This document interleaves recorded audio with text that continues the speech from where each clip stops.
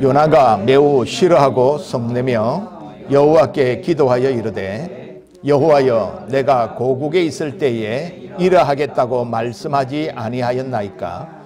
그러므로 내가 빨리 다시스로 도망하였사오니 주께서는 은혜로우시며 자비로우시며 노하기를 더디하시며 인애가 크시사 뜻을 돌이켜 재앙을 내리지 아니하시는 하나님이신 줄을 내가 알았음이니이다. 여호와여 원하건대 이제 내 생명을 거두어 가소서. 사는 것보다 죽는 것이 내게 나음이니이다 하니 여호와께서 이르시되 내가 성내는 것이 옳으나 하시니라.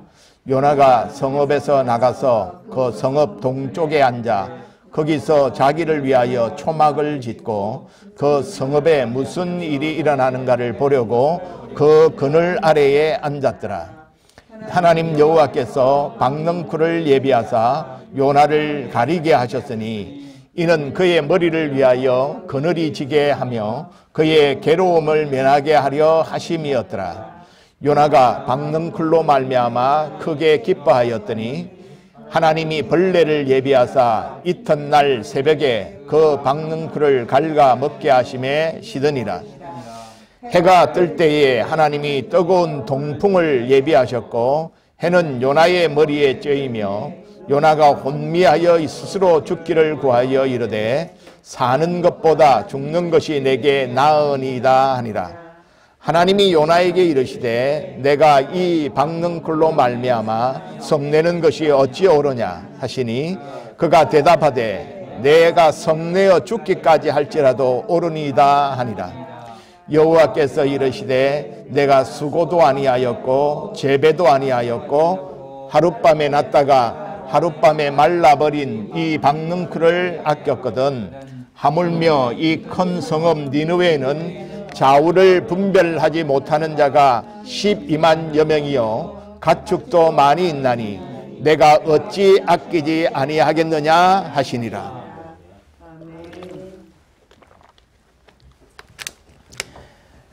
오늘의 제목은 요나의 응답이 아니고 요나의 응답입니다.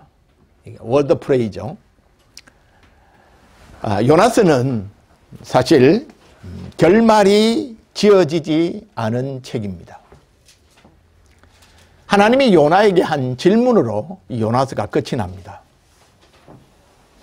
그래서 요나가 응답해야 할 부분이 사실은 남아 있죠. 그런데 이제 이 응답은 사실은 요나에게 하는 질문이 아니라 오늘 저와 여러분, 나에게 하는 질문이고 내가 응답해야 할 차례입니다. 요나서는 다른 선지자들과는 달리 예언의 내용들이 기록되어 있는 것이 아니라 요나에 대한 이야기입니다. 하나님께서 하나님의 일을 감당할 일꾼들을 하나님이 어떻게 훈련하시는가를 보여주는 하나님의 훈련 지침서라고 할 수가 있습니다. 하나님의 예언은 단지 40일이 지나면 니느웨가 무너지리라 하는 이 짧은 한마디뿐입니다. 하나님은 요나를 통해서 이스라엘이 가지고 있었던 선민사상 그리고 이스라엘의 불신앙을 고발합니다. 그리고 이방인들도 하나님이 사랑하신다는 것을 분명하게 전달하고자 하십니다.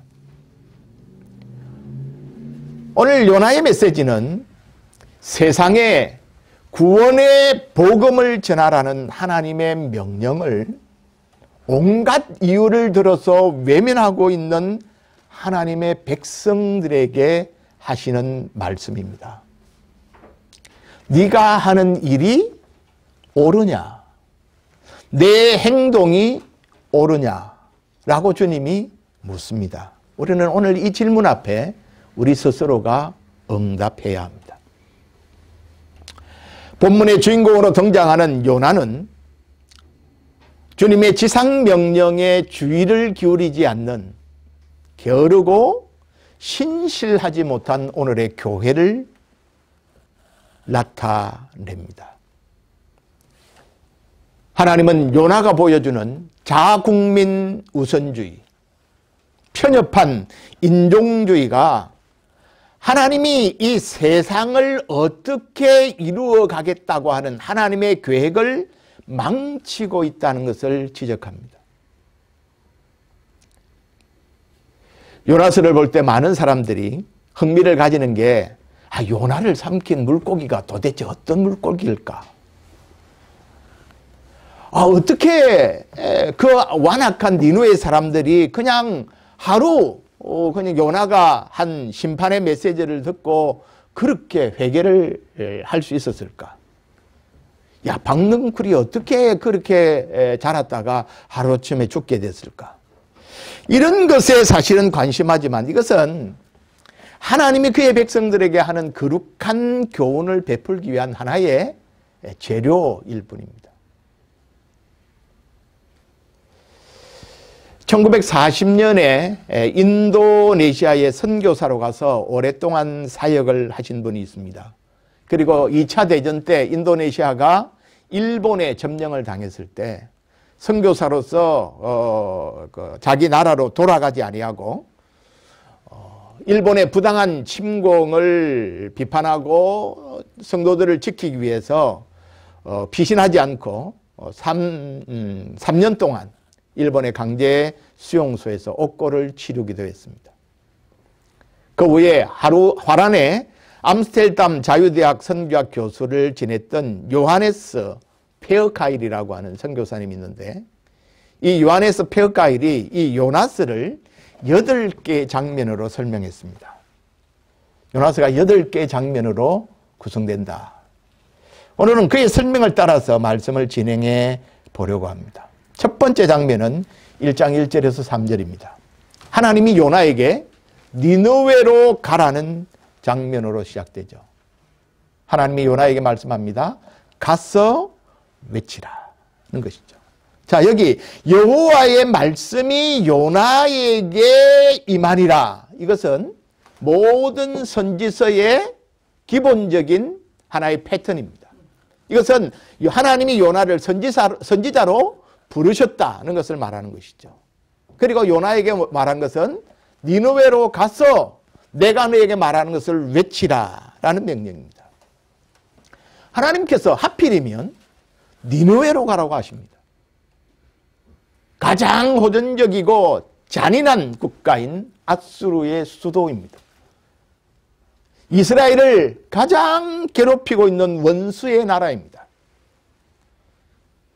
하나님은 선지자 요나에게 가서 니느웨의 심판이 임박했다는 것을 경고하라. 그렇게 요구하셨습니다. 하지만 요나는 하나님의 명을 거부합니다. 여호와의 얼굴을 피하여 도망합니다. 하나님의 명령을 거부하고 하나님의 부름을 받은 선지자가 그것을 피하여 도망가는 모습은 아주 낯선 모습이죠. 아주 낯선 장면입니다. 왜 그랬을까? 궁금해집니다. 두 번째 장면은 1장 4절부터 16절까지의 내용입니다. 하나님이 하나님의 얼굴낯을 피하여 도망가는 요나를 향하여 큰 풍랑을 일으키므로 요나의 불순종에 대하여 반응하시죠. 우리는 많은 경우에 이것은 아니야. 이것은 하나님이 우리 현실을 몰라도 너무나 몰라. 이런 생각이 들 때가 있습니다. 그래서 이거는 순종 못해. 이런 생각이 우리가 들 때가 참 많이 있죠.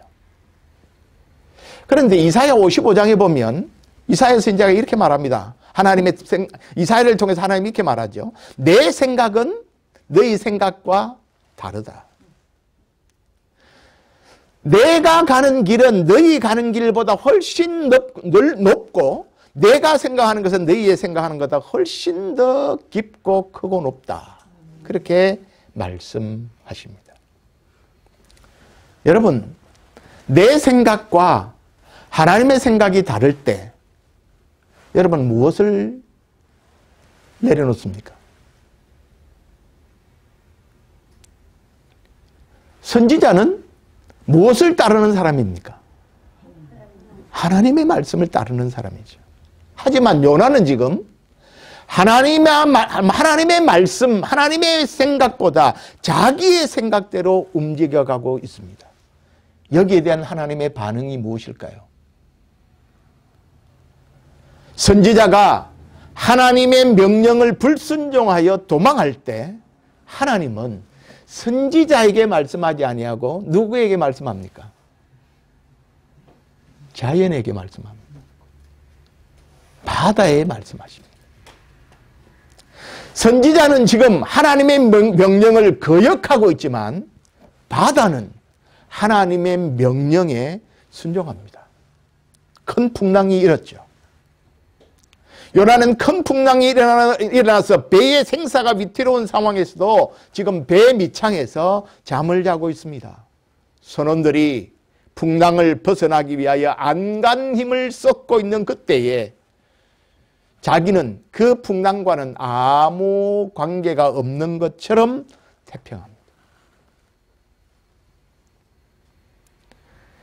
그 풍랑이, 그 모든 사람이 죽을 고생을 하고 있는 그 일이 자신 때문에 일어나고 있다는 것을 지금 전혀 깨닫지 못하고 있는 것이죠.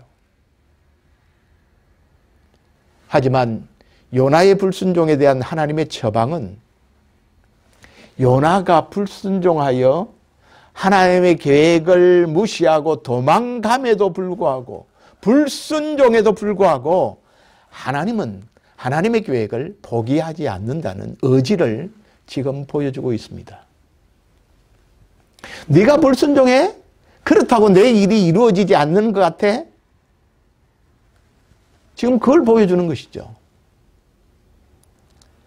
선장이 잠자는 요나를 깨워서 이 풍랑이 재앙임을 알고 누구로 말미암아 일어났는지를 알기 위해서 제비를 뽑습니다. 당연히 요나가 뽑히죠. 요나 때문에 일어난 것이기 때문에 그렇습니다. 그때 요나는 이제 자신의 정체를 밝힙니다. 그리고 풍랑의 원인이 자기 때문이라는 것을 선원들에게 고백하죠. 자신이 육지와 바다를 지으신 하나님, 모든 민족 위에 계신 한 분 하나님을 예배하고 경외하는 자라는 것을 밝힙니다. 그리고 하나님이 지금 자기가 하나님을 뜻을 대항하여 도망하고 있기 때문에 이 풍랑이 자신을 고발하고 있는 것이다 라고 말합니다. 그래서 자신을 바다에 던지라고 말하죠. 여기 지금 어려움을 당하고 있는 선원들은 이방인들입니다. 요나는 그들의 생명이나 그들의 미래에 대해서는 전혀 관심이 없습니다. 하지만 이 이방인 선원들은 어떻게 하든지 이 요나의 생명을 건지려는 시도를 합니다. 하지만 그 노력이 소용없게 되었을 때 재차 요나가 자기를 바다에 던질 것을 요구하죠. 결국 요나는 바다에 던져집니다. 그리고 던져지는 순간 그 심했던 폭풍우가 잠잠해지게 되죠. 왜요?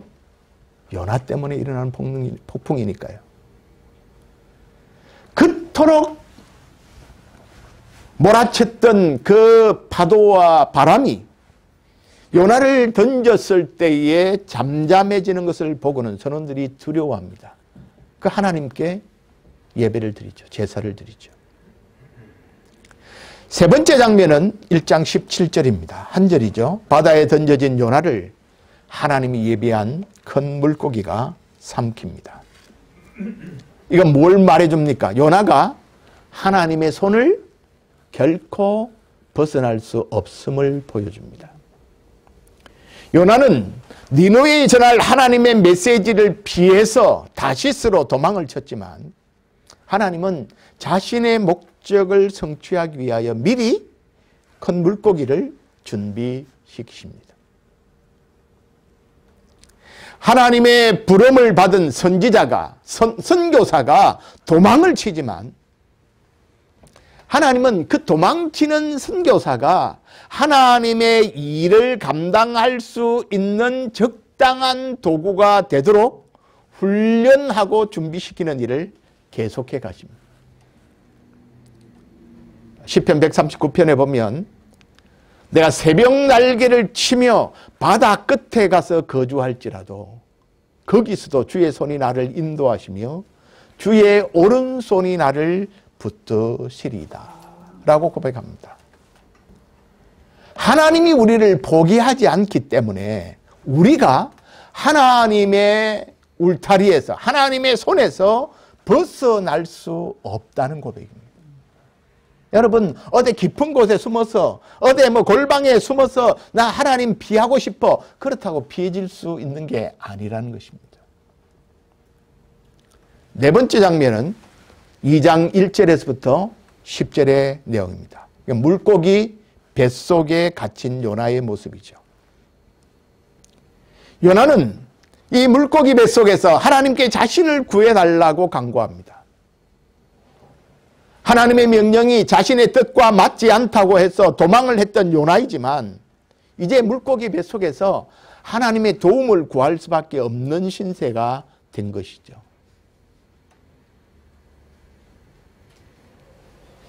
물고기 뱃속에서의 요나의 기도는 다른 것이 아니라 자신을 죽음에서 건져내시는 하나님에 대한 감사고 찬양입니다. 하지만 요나는 하나님의 뜻에 거역한 것에 대해서는 아직도 진정한 회개를 하지 않습니다. 다만 자신을 구원해 준 것에 대한 감사로 다분히 요나의 기도는 아직도 자기중심적이고 이기적인 기도입니다. 그럼에도 하나님은 요나의 기도에 응답하셔서 무사히 요나를 해변에 토해냅니다. 요나는 자신의 구원을 통해서 하나님의 자비가 얼마나 큰지를 다시 한번 직접 경험하게 되죠. 다섯 번째 장면은 3장 1절에서 4절입니다. 하나님은 두 번째 요나에게 명령하셨습니다. 일어나 저 큰 성읍 니느웨로 가서 내가 내게 명한 바를 그들에게 선포하라 라고 말합니다. 그러면서 40일이 지나면 니느웨가 무너질 것이다 라고 하는 멸망을, 심판을 선포하게 하죠. 여섯 번째 장면은 3장 5절에서부터 10절입니다. 이것은 전혀 기대하지 않았던 뜻밖의 반응이 니느웨 사람들에게서부터 나타나는 것을 보여줍니다. 요나가 전혀 원하지 않았던 일이 일어납니다. 큰 성읍입니다. 사흘 길만큼 다녀야만 돌아다닐 수 있는 그 큰 성 니느웨에 요나가 하루를 외쳤습니다. 소극적인 요나의 모습에 비해서 니느웨 성 사람들의 반응은 전혀 달랐습니다. 니느웨 사람들에게 하나님의 심판에 대한 거룩한 두려움이 일어났고 그들에게 회개가 일어납니다. 교만했고 잔인했던 아수르의 왕이 왕자에서 내려와 왕복을 벗고 굵은 베옷을 입고 제 위에 앉습니다. 이것은 인간이 하나님 앞에 자신의 죄인임을 고백하는 전형적인 액션입니다. 뿐만 아니라 모든 니느웨 성 사람들과 짐승들까지 왕의 본을 따를 것을 명령하죠. 하나님의 백성인 이스라엘 백성들이 이 요나가 선지자 일을 할 때 여로보암 2세 때인데 이스라엘 백성들이 하나님 앞에 회개하기를 거부하던 그 시대에 이방인들이 지금 죄를 뒤집어 쓰고 회개하는 일이 일어나고 있는 것입니다.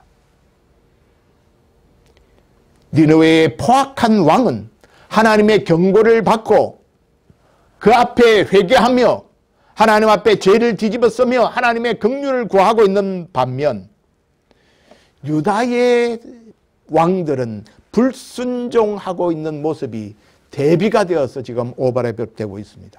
얼마나 아이러니한 장면입니까? 니느웨 백성들도 왕과 함께 회개합니다. 하나님께 부르짖어 회개하며 악한 길과 손으로 하던 악행을 그만두고 하나님의 긍휼과 자비를 구합니다. 여러분, 여기에서 우리는 어떤 악한 이방인, 어떤 악한 이교도라 할지라도 그들에게 하나님의 말씀이 전해질 때 그들도 회개할 수 있는 가능성이 있다는 것을 우리에게 보여주고 있습니다. 자, 3장 10절을 우리 다 같이 읽겠습니다. 10절입니다. 시작. 하나님이 그들의 행한 것, 곧 악한 길에서 돌이켜 떠난 것을 보시고 하나님이 뜻을 돌이키사 그들에게 내리시리라고 말씀하신 재앙을 내리지 아니하시니라. 아멘. 놀라운 말씀으로 3장의 막이 내립니다. 종교학자 루트는 하나님의 진노의 왼손이 그분의 복과 자비의 오른손으로 대체되었다라고 표현했습니다. 여러분, 사실 이것이 심판을 외쳤던 하나님의 진심입니다. 하나님은 이 세상의 모든 민족과 모든 백성들이 하나님의 심판을 받아 망하는 것을 원하는 것이 아니라 하나님이 심판을 선포함에도 불구하고 하나님의 본심은 그들이 회개했을 때 그들을 용서하시는 것이 하나님의 본심임을 보여주고 있는 것입니다. 7번째 장면은 4장 1절에서 4절입니다. 여기는 하나님의 선교적인 과업을 수행하는 데 있어서 가장 큰 장애물이 무엇인지를 보여줍니다. 여러분, 지금 요나서에 등장하는 여러 가지 사건들, 인물들을 통해서 누가 하나님의 일을 하는 일에 가장 큰 방해자입니까? 이방인의 선원들입니까? 물고기입니까? 이방의 잔인한 왕인 니느웨의 왕입니까? 니느웨의 백성입니까? 그 누구도 아닙니다. 누구냐? 바로 요나 자신이죠. 편협한 자기중심적이고 자기 아집에 붙들려 있는 오늘 교회의 모습입니다. 40일간의 회개의 기간이 지나고 하나님이 니느웨 성을 멸망하시려는 생각을 바꾸셨습니다. 니느웨 성은 새로운 활기를 되찾았고 하나님의 은혜와 자비로 인해서 활력을 얻습니다.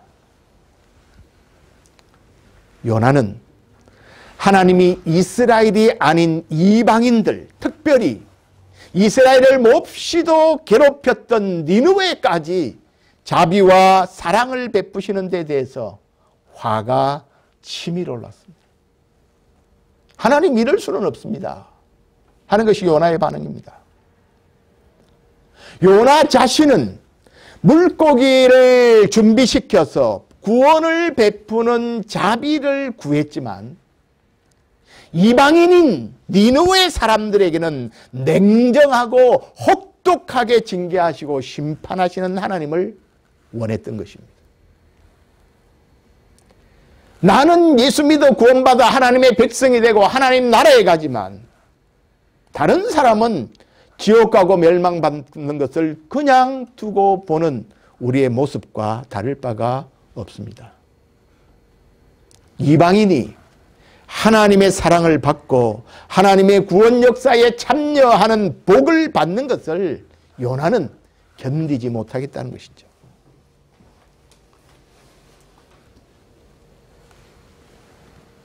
그는 자신의 분노를 이렇게 기도의 형태로 표현합니다. 2절에 보십시오. 여호와께 기도하여 이르되 여호와여 내가 고국에 있을 때에 이러하겠다고 말씀하지 아니하였나이까. 그러므로 내가 빨리 다시스로 도망하였사오니. 자, 우리 1장에서 왜 이 선지자가 하나님의 명령을 피해서 도망했느냐 궁금했다. 그런데 여기 답이 나와 있죠. 다시스가 구원받는 것을 원하지 않았기 때문입니다. 자, 그러면서 주께서는 은혜로우시며 자비로우시며 노하기를 더디하시며 인애가 크시사 뜻을 돌이켜 재앙을 내리지 아니하시는 하나님이신 줄을 내가 알았음이니이다. 아멘. 여러분, 요나는 하나님에 대해서 어떻게 알고 있습니까? 정확하고 분명하게 하나님이 어떤 분인가를 알고 있습니다. 여러분, 이 요나의 고백은, 요나가 하나님을 향하여 하는 이 고백은 모든 이스라엘 백성들이 성전이나 예배에서, 성전이나 회당에서 예배할 때에 줄줄이 암송하는 기도문입니다. 그런데 요나는 이 기도문이 하나님의 백성인 이스라엘뿐 아니라 니느웨 사람들에게도 해당된다는 사실에 대해서는 견딜 수가 없습니다.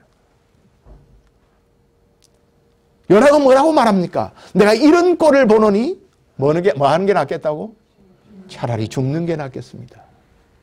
그렇게 말합니다. 여러분, 요나가 이렇게까지 화를 낸 이유가 무엇일까요?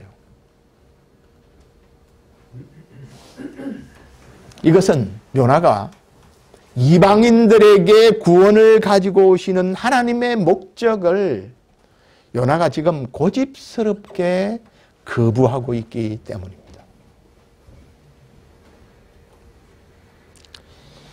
이스라엘 백성이나 이방인이나 모두가 다 하나님의 백성입니다.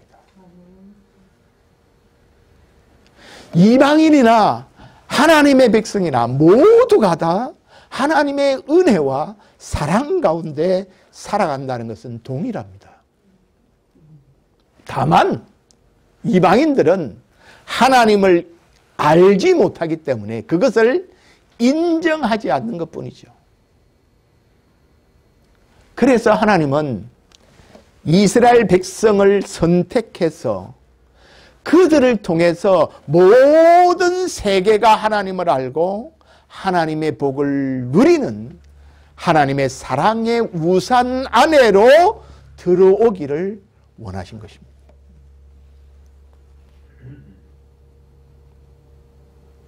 여러분, 하나님의 사랑과 하나님의 은혜의 우산은 제한이 없습니다. 다른 사람이 그 우산 안으로 들어오면 있던 나는 밀려나는 게 아닌가, 그런 염려를 할 필요가 없습니다. 나에게 주어지는 하나님의 사랑의 파이가 줄어드는 것이 아닙니다. 처음 신앙생활을 하는 사람들은 이런 생각을 들 때가 종종 있습니다. 제가 얼마 전에 새롭게 하소서의 간정하는 프로를 봤는데 그 가수인 엄정화가 나와서 간정하는 이야기를 잠깐 들었습니다.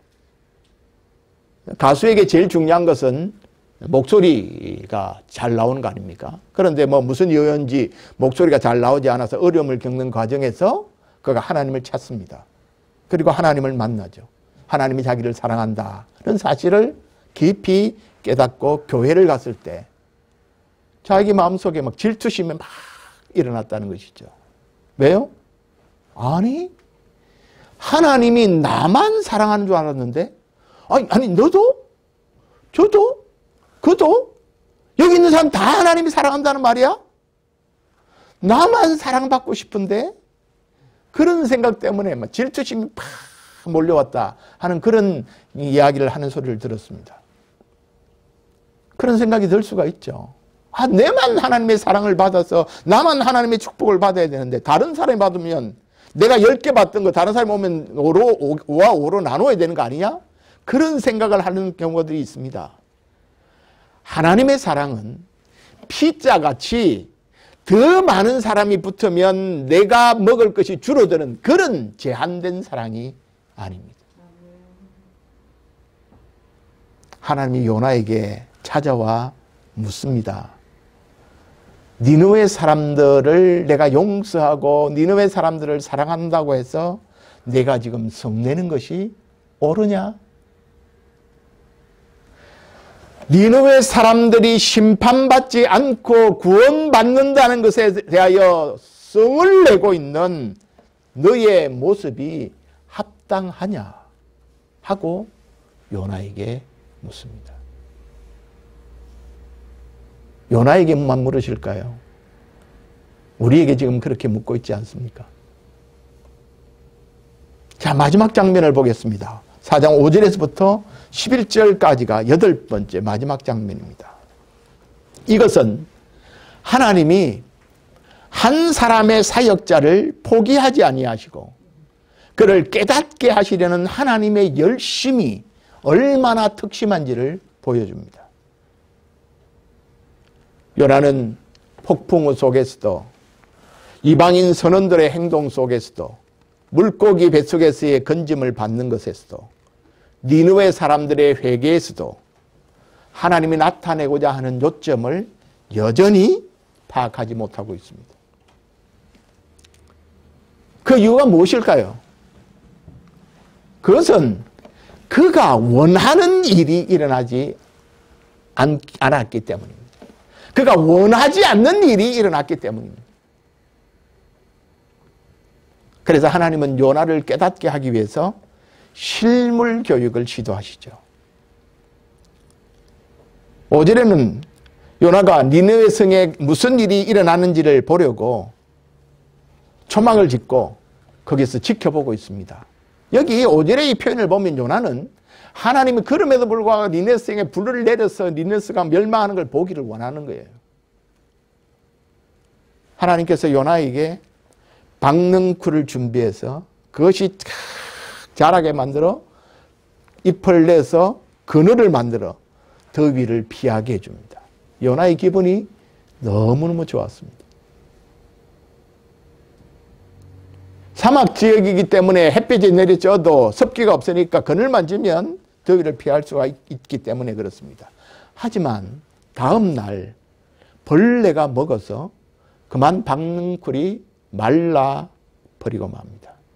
뜨거운 열기와 뜨거운 바람에 요나가 견디기 힘들어 불평하며 화를 냅니다.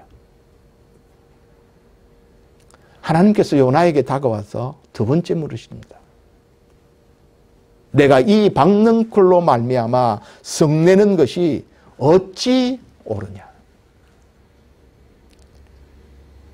여러분, 이 정도 되면 하나님 잘못했으면 이렇게 정상이 되는 거 아닌가요? 요나가 뭐라고 말합니까? 내가 성내 죽어도 내가 맞습니다. 여러분, 이런 사람들이 있습니다. 종종. 하나님이 옳은 것을 가르쳐 주는데 자기가 잘못됐음에도 불구하고 잘못된 것을 고치지 아니하고 덧성을 내는 사람들이 있어요. 하나님이 말씀하십니다. 10절 여호와께서 이르시되 10절과 11절 같이 읽읍시다. 시작. 내가 수고도 아니하였고 재배도 아니하였고 하룻밤에 났다가 하룻밤에 말라버린 이 박능쿨을 아꼈거든.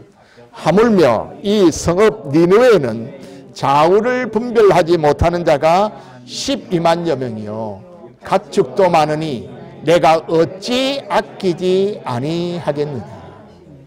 네가 한번 대답해 보아라. 네가 한번 답해 보아라. 하나님은 생명을 아끼고 구하기를 원하십니다. 여러분, 이 지구촌에는 지금도 68%의 사람들이 하나님을 믿지 않습니다. 그 가운데는 뭐 로만 캐톨릭, 뭐 우리가 이단이라고 생각하는 것까지 다 포함해서 32%가 그리스도인이라고 하는 종교 울타리 속에 들어 있습니다. 그 중에 68% 하나님을 믿지 않는 사람들 가운데 절반은 하나님에 대하여 들어보지도 못한 사람들입니다. 내가 그들을 불쌍히 여기고 내가 그들을 아끼는 것이 잘못이냐? 내가 그들을 구원하기 위해서 너희를 택했고 너희에게 가서 전하라고 한 것이 부당하냐? 요나의 응답은 무엇입니까?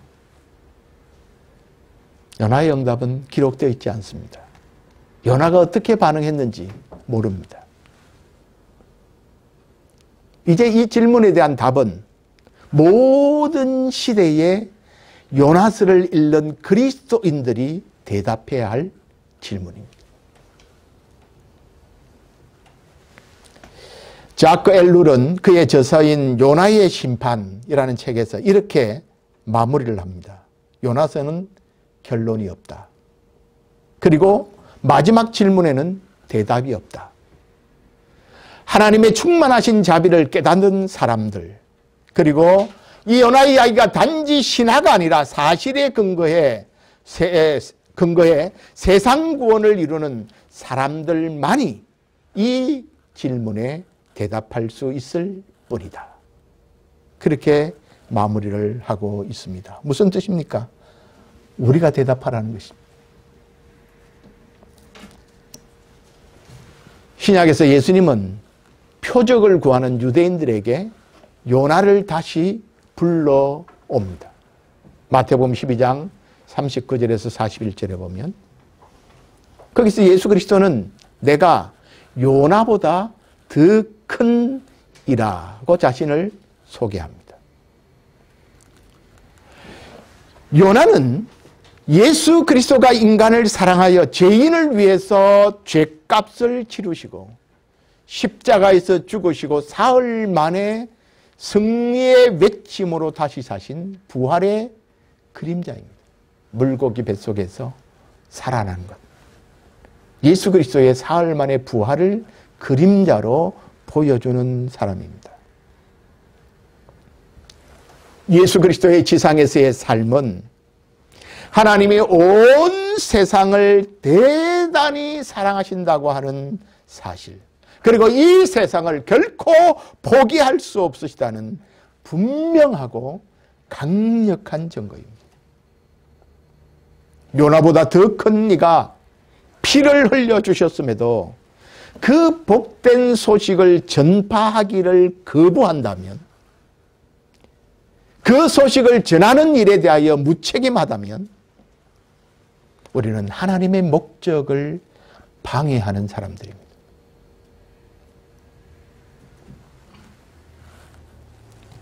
하나님은 이스라엘 백성들뿐만 아니라, 하나님은 지금 예수 믿어 하나님을 예배하고 있는 저와 여러분들뿐만 아니라 모든 민족에 대하여, 모든 열방에 대하여 지대한 관심을 가지고 계시고 이스라엘에게 베풀어 주셨던 놀라운 은혜와 돌봄은 궁극적으로 이방인에게도 그와 같은 은혜와 돌봄을 주시기 위함임을 기억해야 합니다.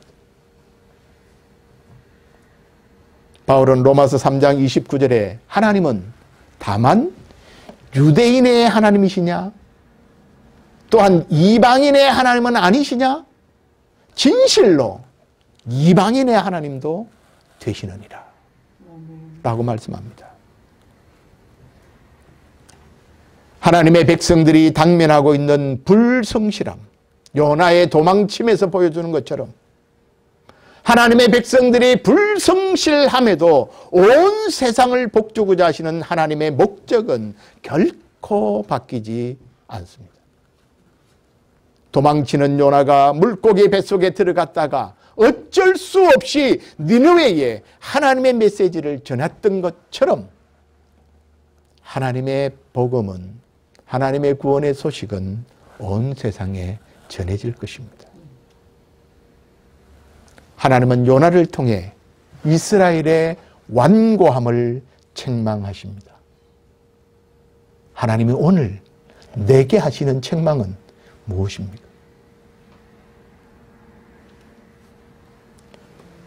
요나는 하나님이 주시는 엄청난 복과 유익을 바라고 누리면서도 그 복을 전하는 일에는 책임을 거부하는 모든 그리스도인의 조상입니다.